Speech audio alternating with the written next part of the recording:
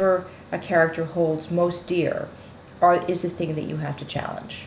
And certainly The Wizard of Oz, which seems to be such a small, innocent movie, is not at all, because what's challenged there is Toto, which is the thing she loves, the thing that she brings from her life before she was with Auntie Em.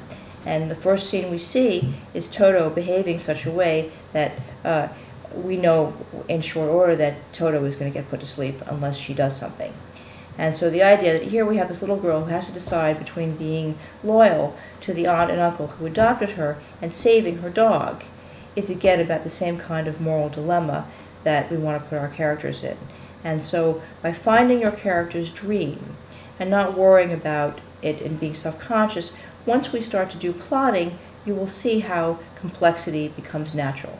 And the best movies are movies that have simple stories with complex characters, and what that means is just what we're talking about. We have a good cop who's challenged on every level of his being to define what in fact a good cop is, and is continuously being pushed across his moral boundaries in order to try to maintain his dream. That's what a good movie is, whether it's a cop movie or anything else. So as we know, at the end of Act 1, and we know that we have to do this because Act 2, Part 1, which we're going to talk about next week, is the nightmare, is John Book has become a very bad cop. He has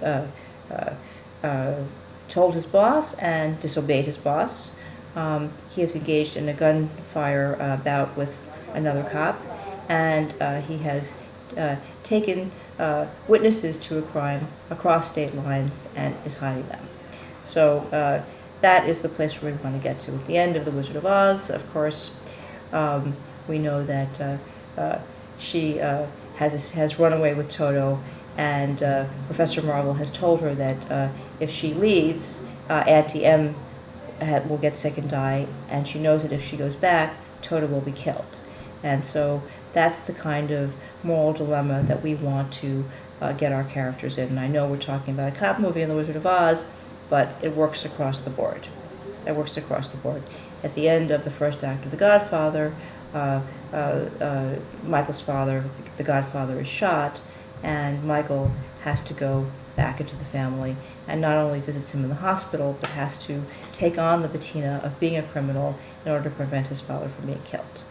So I know that it seems like a big leap to get from Act 1 to this kind of very, very, very complicated story, but in fact, the beauty of the Format Your Questions is it's so simple, because once you know what your character's dream is, you, as a creator, can spend fun time making up as many obstacles to that dream as you possibly can, and also you can also work with the other characters and see what their dreams are and see how they interact with your main character's dream.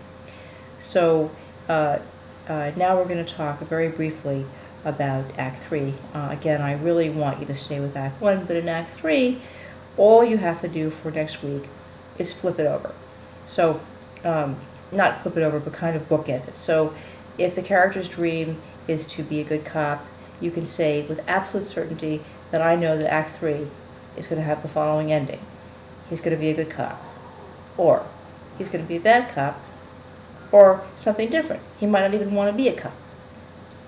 He decides that and we have that in movies all the time where the cop solves the crime and then hands in his badge. That's a very standard story, right? At the end of L.A. Confidential, Russell Crowe is going to go off and be a local sheriff and be with Kim Basinger, and Guy Pearce is going to become, a political figure. They have both gotten a new dream, in other words. So if you will do the following and say to yourself, okay, I don't have to worry about Act 3 because Marilyn has shown me a way to have a simple bullseye. It's a bullseye that I have at least 3 possible arrows to get in, but the bullseye is clearly marked, and that's important to be driving towards an ending.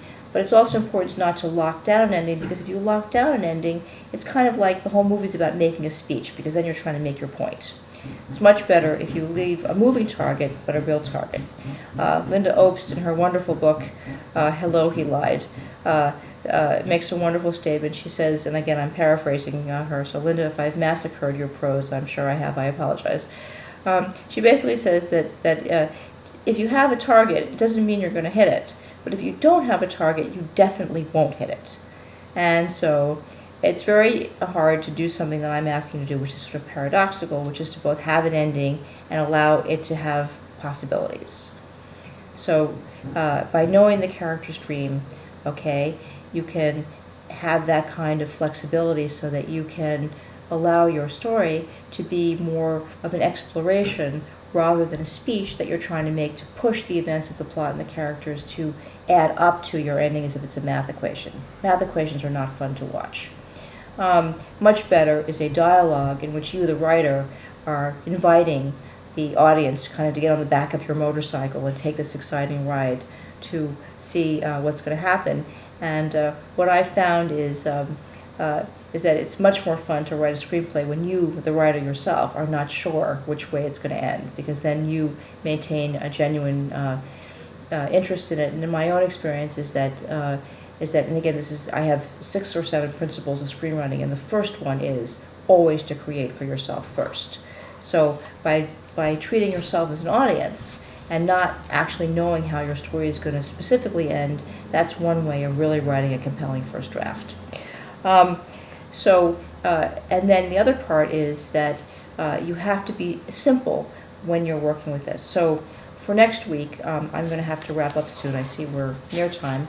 But let me just tell you what I would like you to do. Number 1, I would like you to watch Witness. Now I've got to write this down because I teach so many classes, I'm never going to remember what I told you. So watch Witness, okay? And I'd like you to look through the book. I say read the book, but it's really a workbook, so it's not a lot of work. And then I would like you to answer the question for your main character, what is my character's dream? And again, we know that characters have more than one dream, but what we want to find the main dream, and that relates to the action of the plot. So the Godfather, he wants to have a life with Kay that is not part of the crime family. In Witness, he wants to do his job well and be a good cop. In The Wizard of Oz, she wants to find home, whatever that is. She wants to find peace. Once you answer that question for your character, then the specific homework is for you to figure out as many ways as things can be a problem. And that's the way I'm going to put it. In other words, in Witness, as I said, just to recap, so he wants to be a good cop. Everything happens to make sure that he can't be. Okay, the crime itself, and people don't do this, they overlook the obvious. The crime is that a cop is shot. That's already elevating it above a TV show. The second thing is that the witness identifies another cop as being the shooter. The third thing is that the boss is now part of this deception. The fourth thing is that he is forced to treat his witnesses in a more personal way because they will not go along with the societal norms that he is accustomed to. And the last thing is that in order to do the right thing as a cop, he must do the wrong thing, and this is the goal. So, to be specific, in order to be a good cop, he has to go against what his boss says, and he has to take his witnesses out of jurisdiction in order to be a good cop. So, again, having to be bad to be good. In The Wizard of Oz, in order to save Toto, she must run away. Is very, very important. And then she must make a decision at the end of the first act about whether or not she is going to save her dog or her aunt. Is exactly what we're looking for, okay? And of course, in The Godfather, he has to basically pick up a gun or let his father be killed. And again, the way we get there is that by focusing on the character's dream, this very specific task, and then brainstorming and being creative and making up, lists if you like lists or whatever you like to do, all the possible things that can prevent this dream from coming true. That's how you get enough juice for us to now extrapolate into Act 2.